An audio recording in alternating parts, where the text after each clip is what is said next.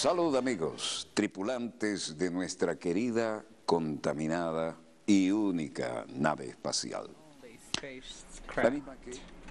Which, since the last time we saw each other, turned around its imaginary axis, and what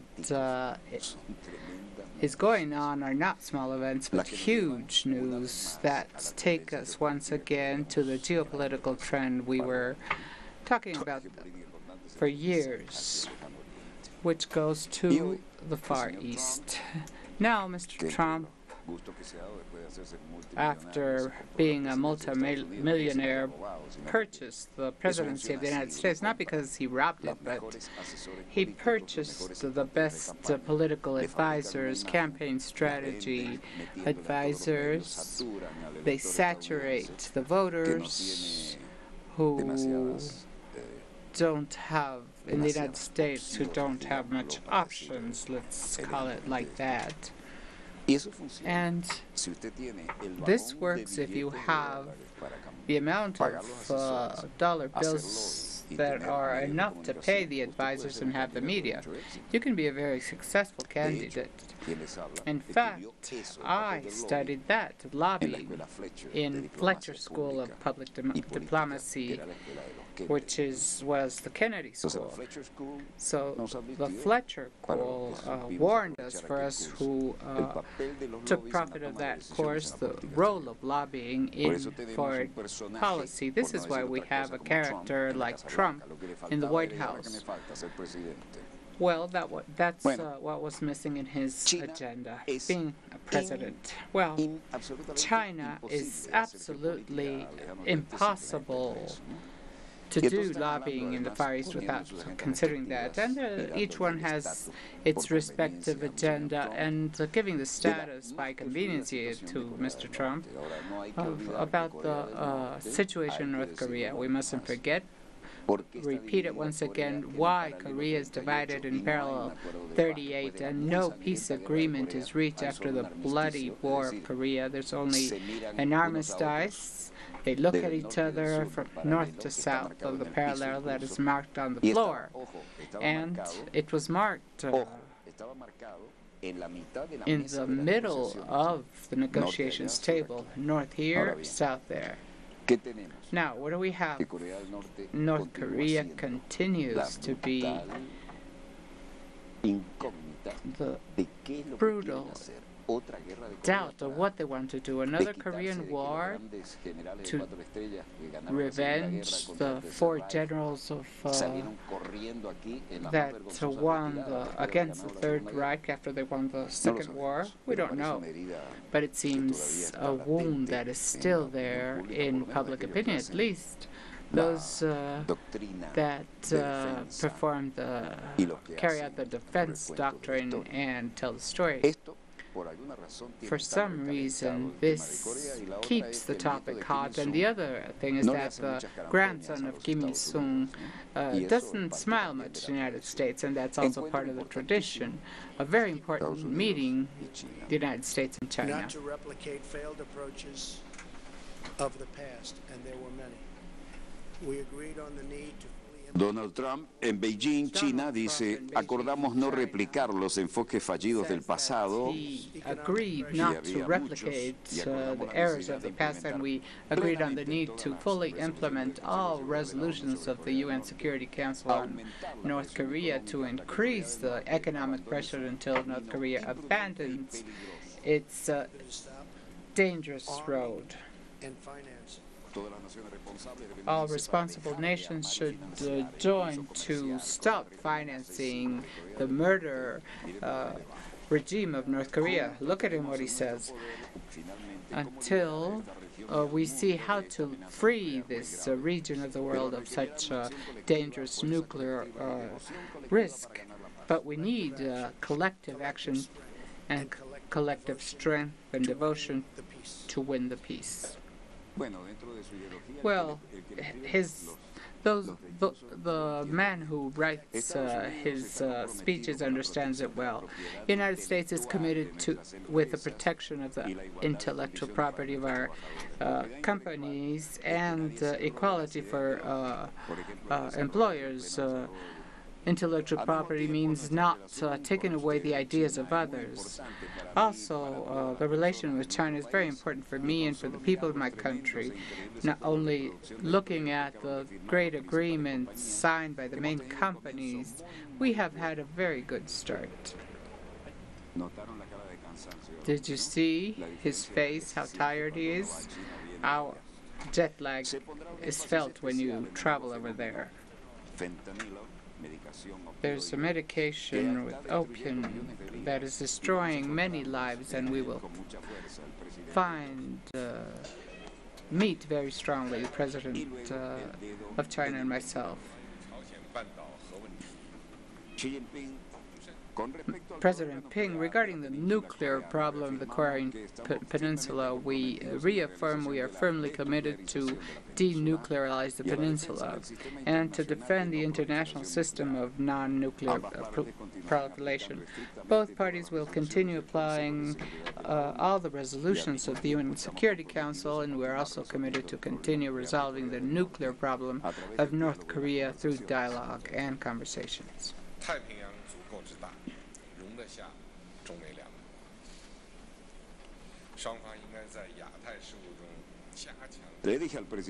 I told President Trump that the Asian Pacific is large enough for the United States and for China. Both parties should increase communication and cooperation with regards to Asia, build the same group of friends, interact constructively to protect, promote jointly regional efforts for peace and prosperity. Well, the story that both presidents discussed on North Korea, commerce, and other matters, and Trump made his comments after his joint meeting. They agreed not to replicate past errors regarding North Korea. The wounds are open, you can see. And also be on guard against fentanyl, a new drug opioid that is highly addictive, with which Trump declared China had flooded the United States. Look at Trump's face. In the same informative session, Chinese president offered to support the denuclearization of the peninsula, but did not explain how. Well, the important thing here is that U.S. and China signed an agreement of $250 billion. China can fix this problem. The United States is committed to the permanent denuclearization of North Korea. China can solve this problem easily, and I make a call upon China and his president to work. I know one thing about this president. If he wants to do it, this will happen.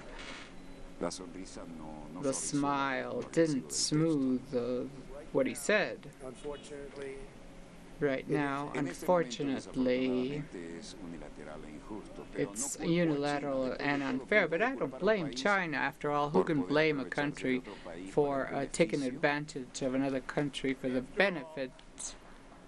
Who can blame a country for being able to take advantage of another country for the benefit of its citizens? I give China a great credit for that. We don't know if they smiled or applauded by courtesy, but I blame past administrations for allowing this commercial deficit to grow.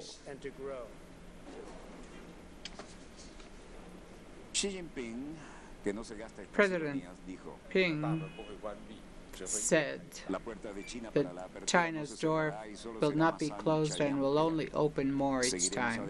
We will continue forward, and we will create a general pattern as created in the 19th General Assembly of the Communist Party.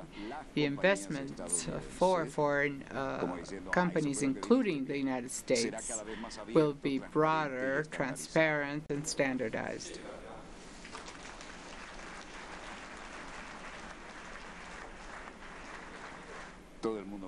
Everybody wants to get into the growing Chinese market. President Xi held conversations with Trump. This is what is being shown. The others were very discreet. It's a pleasure for me to have this expanded meeting with Mr. President Trump, to whom the Chinese government and the people of China welcomes warmly. In the afternoon, until now, we have exchanged our points of view on the relations between China and the United States, our common concerns, and we have reached common agreements. We both believe that the relations between China and the United States are important for the well-being of both of our countries, for peace, stability, and welfare of the world. For China and the United States, cooperation is the only correct option, and the cooperation of mutual benefit can lead us to a better future. We agree that relations between China and the United States are important at present. We have agreed to promote the strategic orientation of diplomacy for bilateral relations, strengthen interactions at high level, and take advantage of the four mechanisms of high-level dialogue, expand interactions and cooperation in economy and commercial relations, apply the law, exchange between people in other areas, improve communication and cooperation in the Korean Peninsula.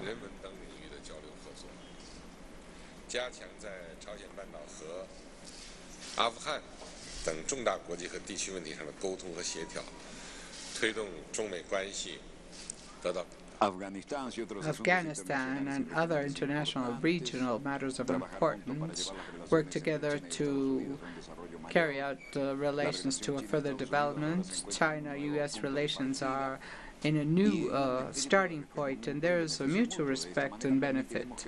In this way, we will allow both of our peoples, the region, and all the world benefit more from the relations between China and the United States. Thank you very much.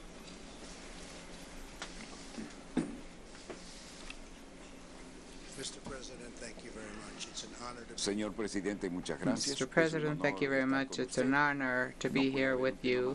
There could be no more important topic than the relation between China and the U.S.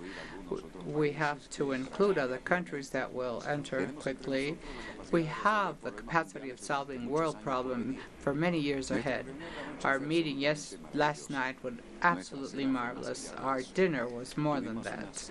We had a dinner that lasted 25 minutes because I arrived from a long trip, and I think that it lasted at least 2 hours, and we enjoyed each minute with your beautiful wife and Melania together. The relation is excellent, and so is ours. The meeting we held this morning with your representatives and mine was also excellent. We discussed about North Korea, and I think there's a solution for that.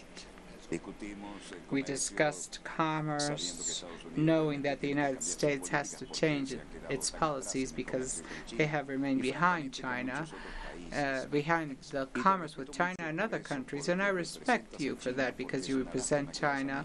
It's a pity that past administrations allowed this relation to crumble. But we will do fairly, and it will be great for both. My feelings for you are unbelievable, warm, as we said. There's great chemistry. And China, both for China and the United States. It's an honor to be with us. The military parade this morning was magnificent. Everybody was watching. I've received calls from all the world. So I want to thank for the warm welcome, and we hope years of success and friendship to resolve our problems and the problems of the world and the dangerous security problems. I think we can solve almost all, and probably all. Thank you very much for receiving us. We appreciate that. And it is a very, very great honor to be with you. Thank you very much.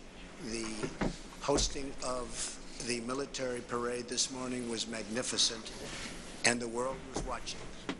I've already had Chinese President Xi Jinping held conversations with Donald Trump in the Great Hall. First Minister said that cooperation is the only correct option for China and the United States, and both countries agreed to strengthen cooperation for the Korean Peninsula. Trump arrived on Wednesday afternoon for a 3-day visit. Before the meeting, they received Trump with a military band with the anthems of both countries, and this is the first meeting, the first visit of Trump to China. This is the Great People's Hall, the largest hall of the world, without any internal columns. It's a field, a soccer field. Well, Da Nang, Vietnam, November 2017.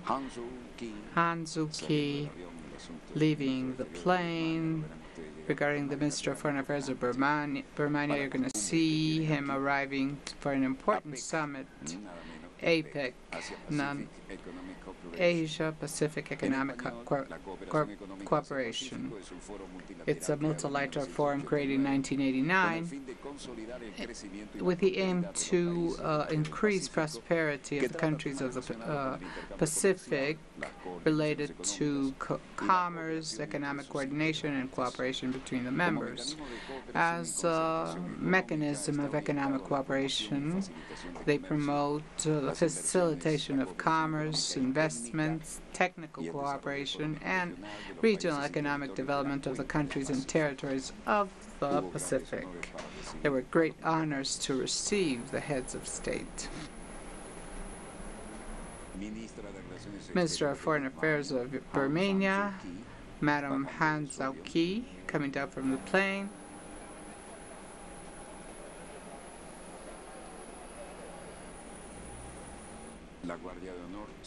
The honor guard spent all day at the airport because they had to receive each head of state.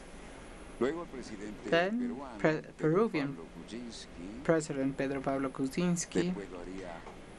Then came the head of Hong Kong, Catalan, the military guard, in honor for the Mexican president as well, Enrique Peña Nieto, and important leaders of Asia Pacific arrived to Vietnam on November 9 before the APEC summit that will be held in Da Nang. By invitation of the Vietnamese President Tran Dai Quan, the leader of Myanmar, and also, even if Myanmar is not member of the regional group, she will also attend the summit. The APEC summit will include discussions about security and commerce. They have been discussing the declaration of the Reedies, and this summit will include President Donald Trump and heads of state of Russia, China, Australia, Canada, and others. By invitation of Vietnamese President, Myanmar leader will also attend the summit, even if it is not a member of the regional group. APEC,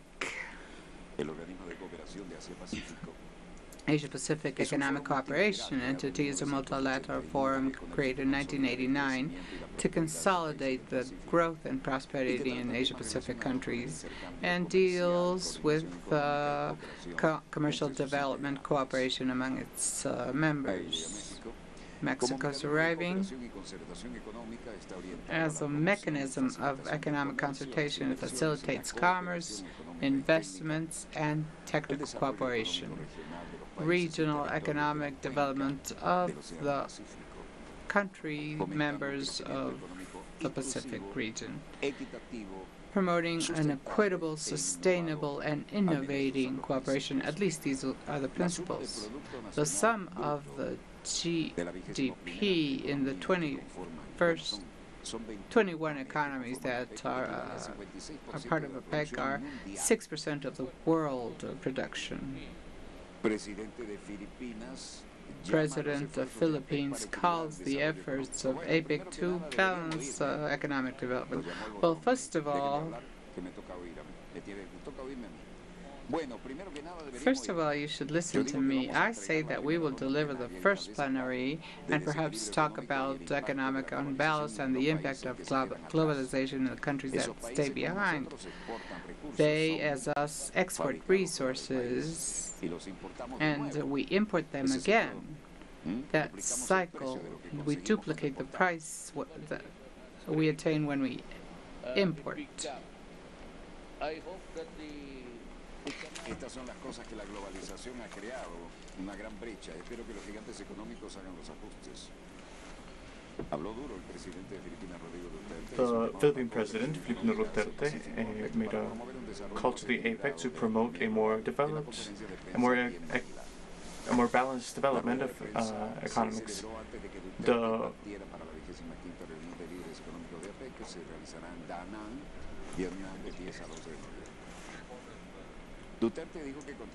Duterte said that he will continue to discuss how to better the economic ties in the region of the Pacific with the leaders of this meeting. And the primary ministers of the TPP have sat down to have a conversation in Vietnam. Vietnam representatives and the Minister of Vietnam, Teng Quang Ham, the Minister of Japan, the economist Toshimitsu Motegi, has gathered with the TPP on course, the Minister of Canada, François-Philippe Sampaio, and the Minister of Commerce of Singapore, Lee Ling Kan. Impossible not to make that shot. Welcome to APEC, said partner, and economic leaders of APEC. The ministers of the Trans-Pacific Association are 11, and they gathered in Vietnam.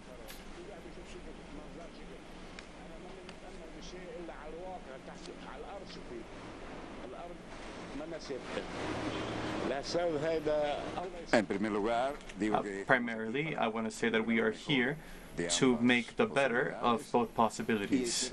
And we hope that as a result of this congregation, that we have a lot to see. For the person in the street, the layman, we will see what happens. We'll see what comes out. It's neither here nor there.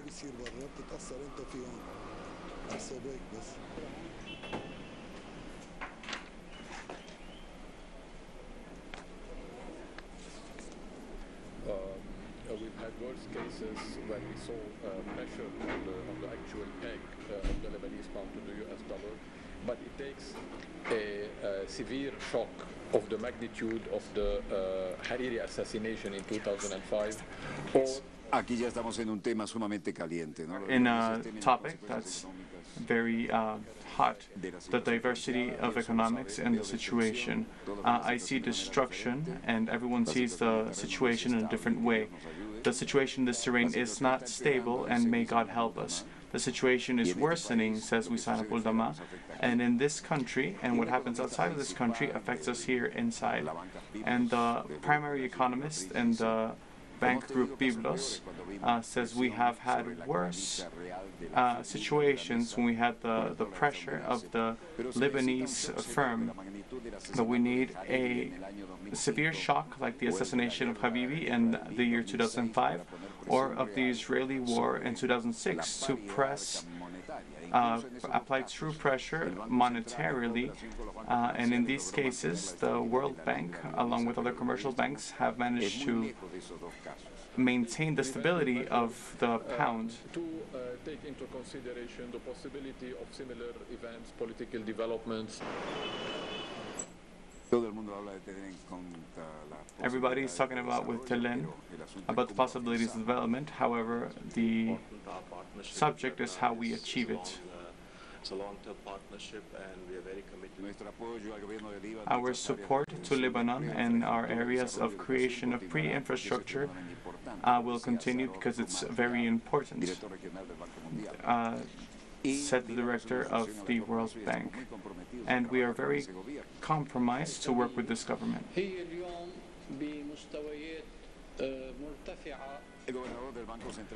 The governor of the central bank says the reserve of the central bank and foreign coin are in the reserves and subside 444 million. The capital, Beirut, says that they were having an economic relapse after the surprising resignment of the minister, even though the authorities said that there was no risk to the economic stability. Habibi renounced his post on the 4th of November, and he has not come back to Lebanon since. He said that he believed that there was a plan of assassination against him by his arch-rival in Saudi Arabia. And they said that we would see conflict in Arabia.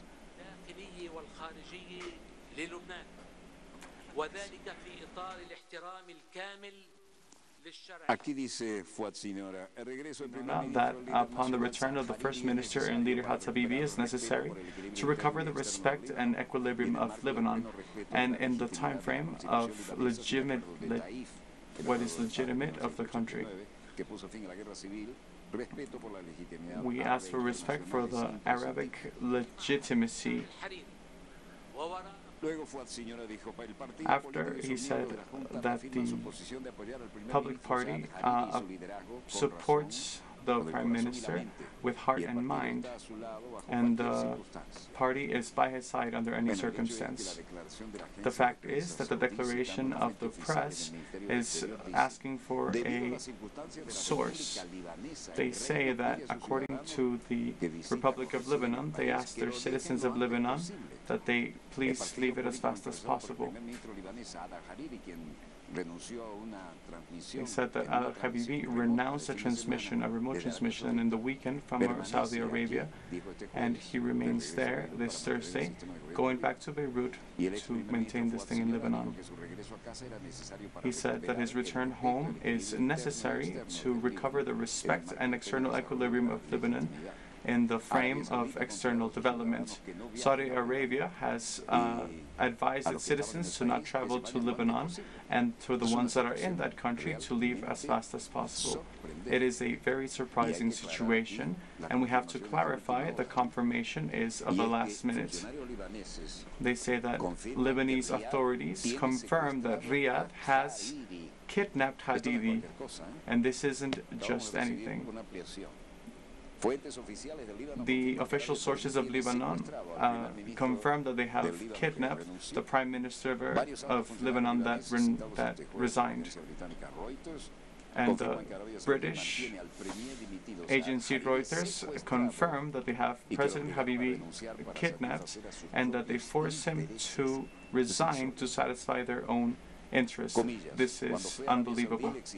Parentheses. They told Habibi to stay and they obligated him to resign. And when they forced him to read his resignation, they placed him under house arrest. End parentheses. This is a source that is close to Hariri and its party. Another high authority in Lebanon has revealed that upon the lack of cooperation on behalf of Riyadh or Arabia Saudita, the Lebanese government is considering asking Arab nations or other countries to force pressure on Saudi Arabia to release Habibi. This is unbelievable. Well, what is announced there in the primary source, they say that we are going ahead of the situation. So a quick cut and we'll be back with more successes that are the latest news updates, and they are unbelievable. Don't leave, we'll be right back.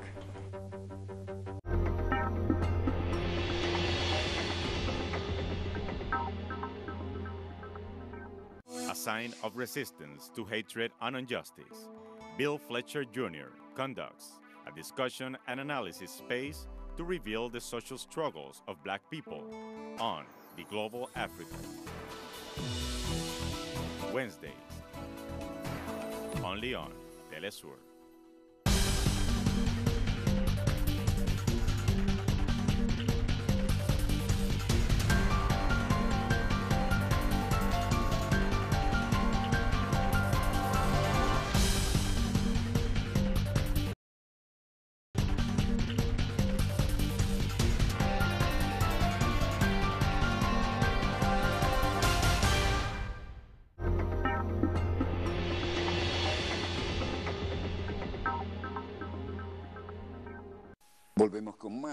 We're back here with more news updates. And of course, the subject of Catalonia cannot be outside of the scope because it's heating up lately. These news updates are developing. Now, Barcelona continues to be news, and as a header, it's not just Madrid, but the entire institution of the peninsula. And of course, this splashes, in a way, the not-so-young monarch. Some say this hasn't happened with Franco. However, times change, and the fluidity of the updates show how much things can change as of any political error. Street protest, of course. This is on an everyday basis. These may not be giant, but they are permanent. And here are the Catalan manifestations that have blocked the streets, and they're asking politicians for what they want. The police, since there were cameras, were a little bit condescending in the way they removed manifestation. And during the manifestation by independent activists to protest the incarceration of regional politicians, the manifestation closed off the roads and has collapsed certain places and public transportation in Madrid. The Catalan syndicates, who's in favor of independence, the CCC, and the ANC, the omnicultural and whose leaders have been incarcerated in the past, have been a part of the manifestations.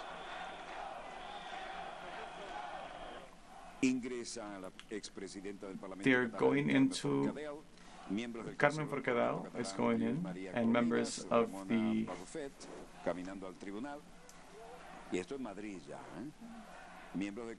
members of the parliament, Ana Simón, is going in as well. They're walking to the court. The senator of the Democratic Catalan Party, the secrets, Josep María Antonio Castella, the Junts pel Sí part, the Republican flag that says Madrid is with the people, adds to the ex-president of the Catalan Parliament and the Supreme Court of Spain to answer to the charges of rebellion and the prohibited referendum on the independence of Catalonia, what we have shown from past month. The tribunal will decide if they are resending the orator Carmen Forcadell to the legislators while the investigations continue under certain conditions.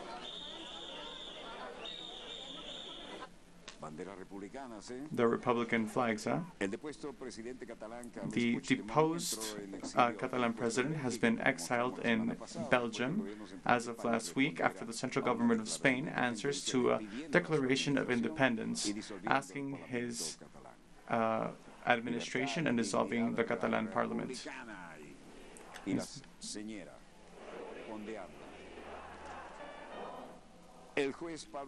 The judge Pablo Llerena imposes prison that's eligible by bail of 150,000 euros to Carmen Forcadell.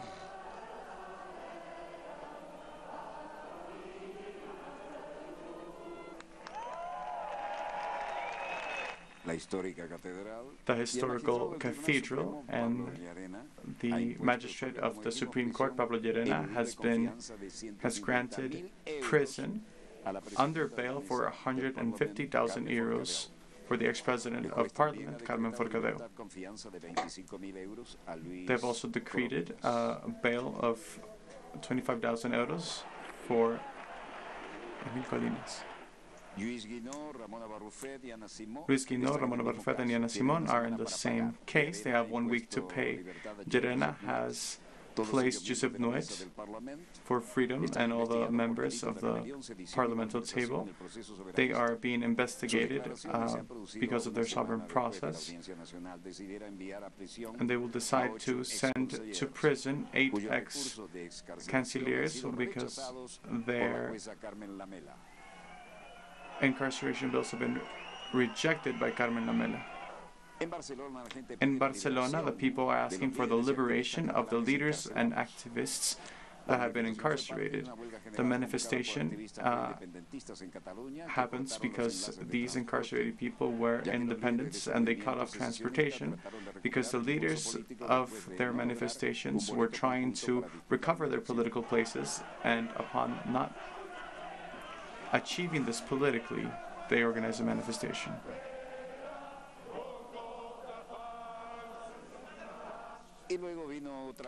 Afterwards, we had another manifestation.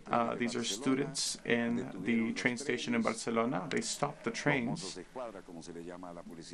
This is the squad, as they call the police there, and they're in march to the train station in Barcelona.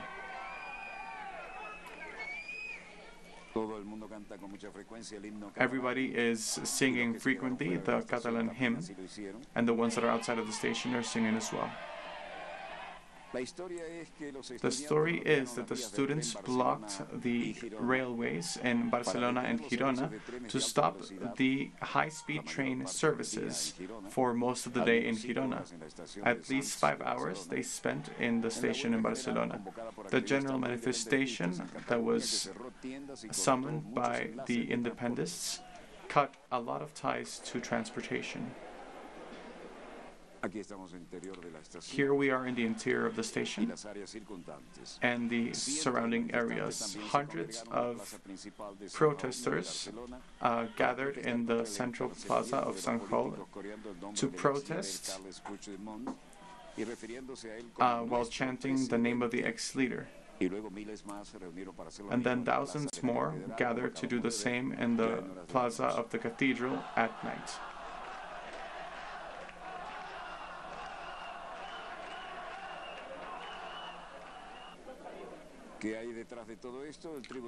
What's behind all of this? The Spanish courts annul the petition of independence of Catalonia. They say that the recent voting by the Parliament of Catalonia has been completely illegal.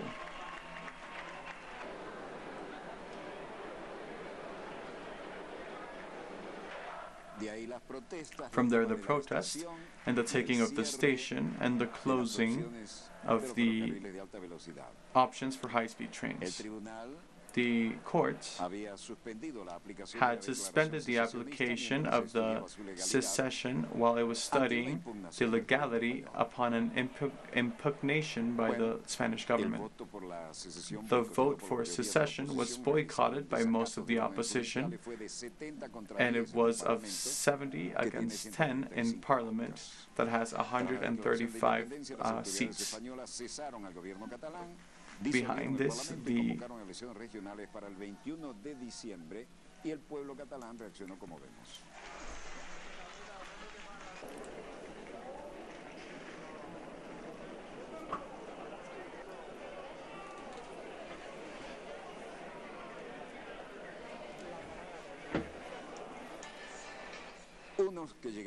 some arrived with their luggage and others went back with them because the station was actually paralyzed.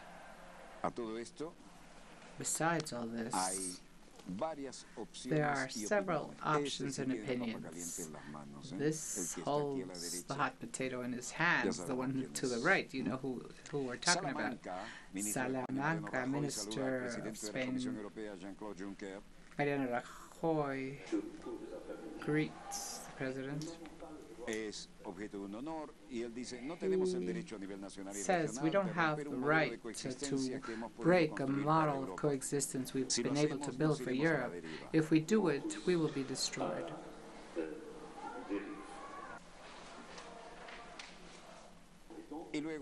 And then, in this academic environment, I say no to all kinds of separatism that adds fractures to what exists already. But for this, my friends, we have to be patient, but also determined. Our long roads and great ambitions need such determination.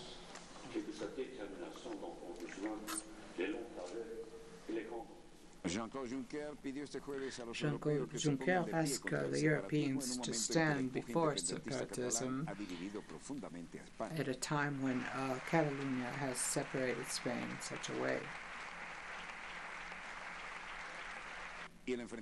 And the confrontation, well, listen to this.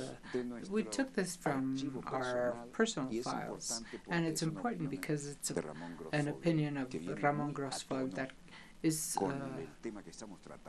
just right for the topic we are dealing with right now. There's a topic of the times that comes back with news that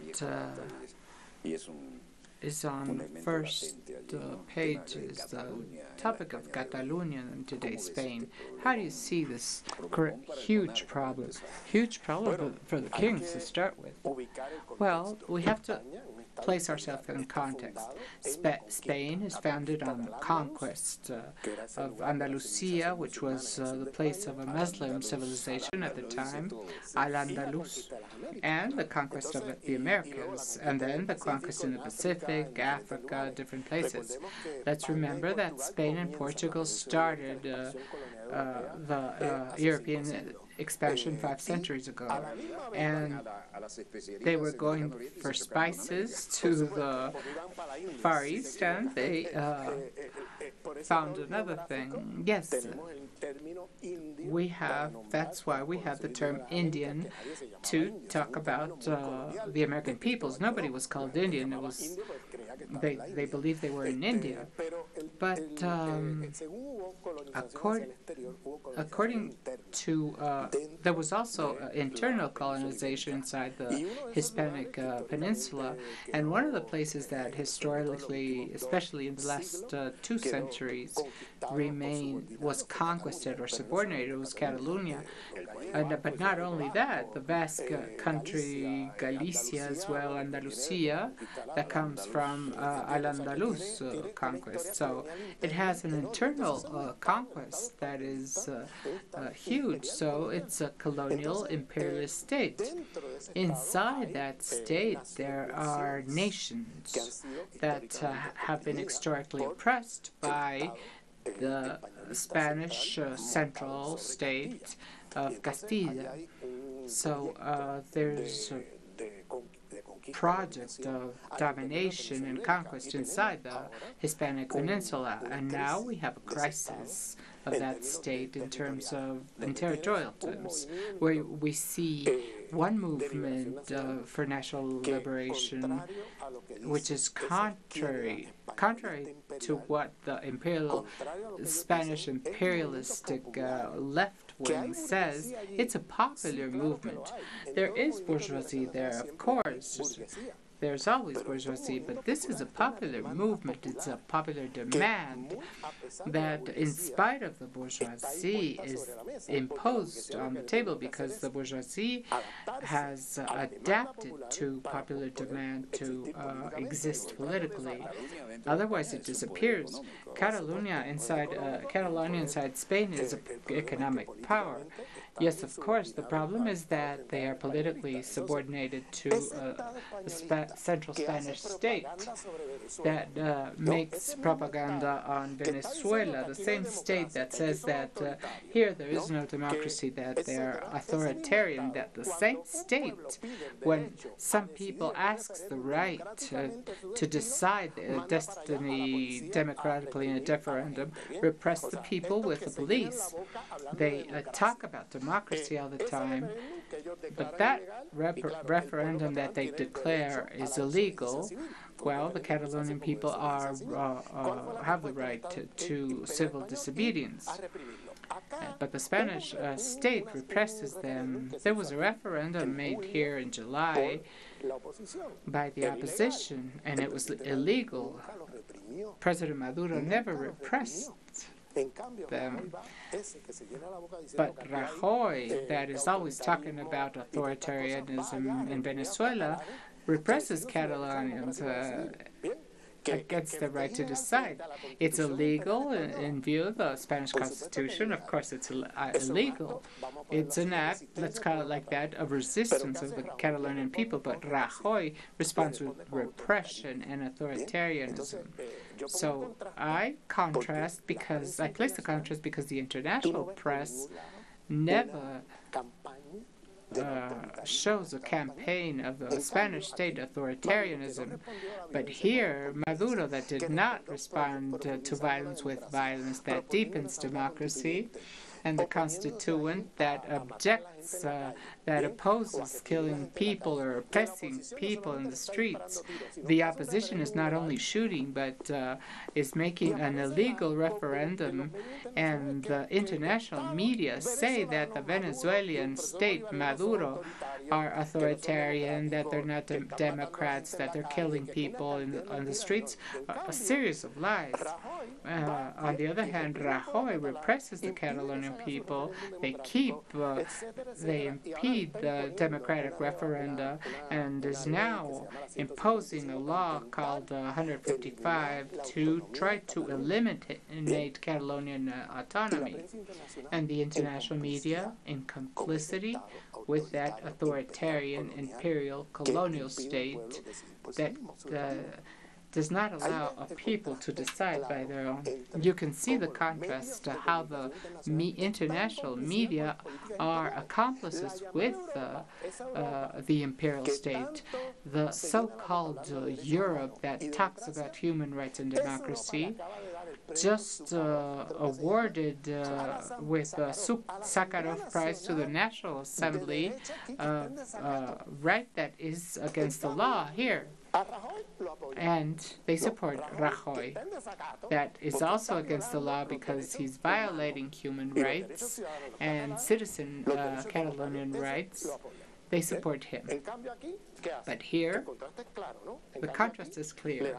Here, they award the National Assembly that has promoted death, violence, that is illegal, and they are applauded. So here you see hypocrisy, imperialistic hypocrisy in action. When you contrast both processes, you see the hypocrisy of the empire. It's something that is unsustainable. The sad thing is to see people, leftists, as we talked before, repeating these things. We have left side parties, let's say in Spain today, that are next to Rajoy, saying that the referenda is illegal. The Catalan people has no right to decide, etc.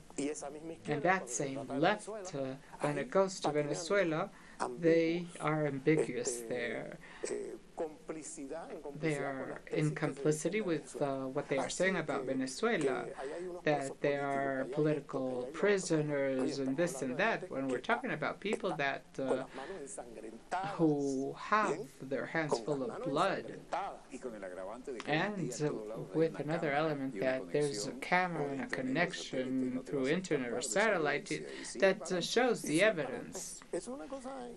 It's unbelievable, but I am really sad to see the left that is being saying that Venezuela is being assaulted, and that left is in silence or is accomplice.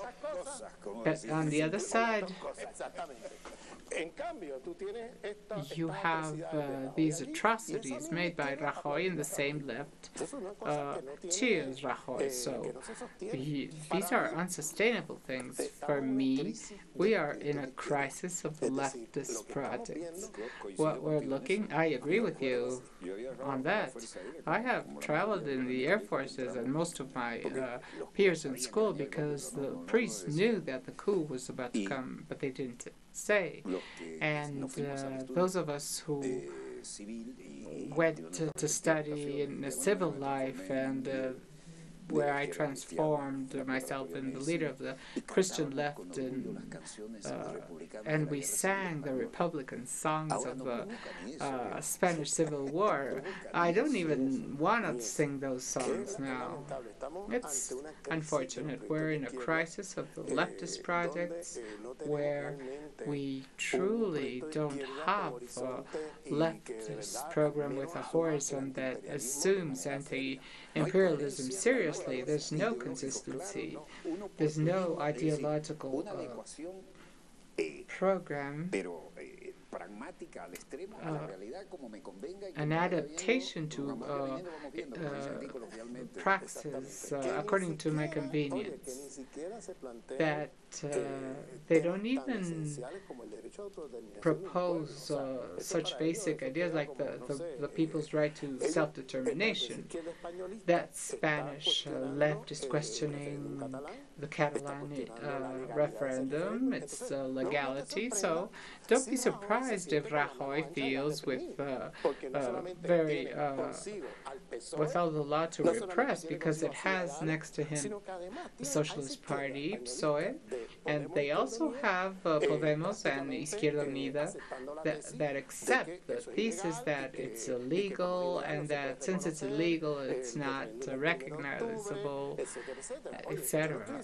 I'm not saying that you support necessarily the independence, but you have to support the right of Catalans to decide. You, as a Spanish from Castilla, do not decide for them. It's the democratic decision of the people. But when they talk about Venezuela, unfortunately, some people of the same left that is now supporting that topic about the illegal referendum, in Venezuela, they start repeating things that are similar to what the right says. So we have no north now. We lost the north, the horizon. We have a left that is more right than left. I remember the times when Felipe González came to look for solidarity and help, and I found him in many countries with any guards, and he greeted me. The last time when I visited, I was over there, and he was in power.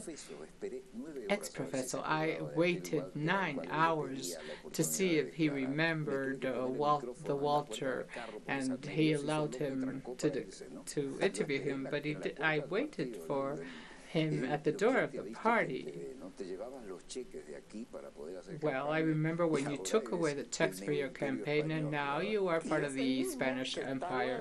And it's the same one who is attacking Venezuela because he says that we have no democracy here, and he cheers Colombia, where they kill people every day, where they continue killing people. Yes, now we call him Felipillo.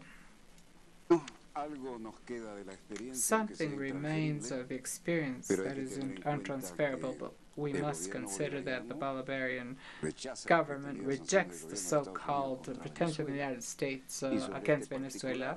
And on this, there's a fragment of interview. Do we have time yet? Well, this man is a professor in the University of Berkeley in California, and he's a Puerto Rican sociologist belonging to Modernidad Colonial. Well, Venezuela rejected the unilateral sanctions by the United States, and here I agree with this news that we must expand. The Bolivarian government rejects pretended sanctions by the United States against Venezuela. The Foreign Affairs Minister of Venezuela, Jorge Arraza, through his Twitter account, said that he rejected the new pretended sanctions of Donald Trump's administration against the officials of the Venezuelan state. We reject a new wave of pretended unilateral sanctions of President Trump against the Venezuelan state. Venezuela is a free, independent, and sovereign country that will permanently exercise its right to self-determination. One of the sound tweets he has written. The popular Minister of Foreign Affairs said that these are part of the imperial campaign against Bolivar's nation and violence against our country. The Venezuelan people will give a new lesson of democracy and peace on December 7th. The Venezuelan government said that the unilateral coercive measures expresses Donald Trump's hatred against Venezuela. Arreaza called actions as absurd and desperate. Once again, the U.S. regime violates international law and the principle of non-interference in internal matters.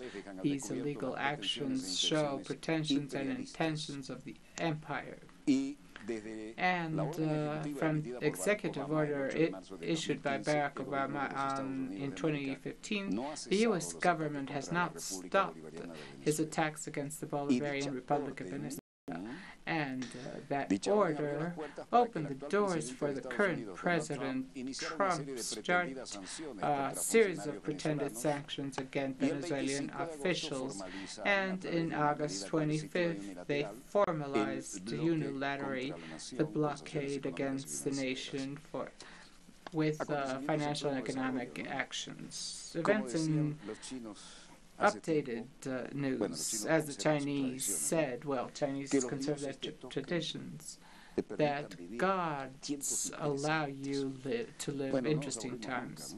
We never get bored, even if I was twice in China, one of them invited by the Chinese Association of Journalists. We learned a lot there. I never knew if that was a blessing or not. Whatever, we have clear ideas and sound procedures and conduct according to the ideas. The problem is when you say something and you act differently. Remember the great thinker who said that we must live as we think, so we don't end thinking as we live. This is Walter Martinez, producer, conductor of Dossier, from Studio 3 of Televisión Venezolana. Thank you very much for allowing us to be with you.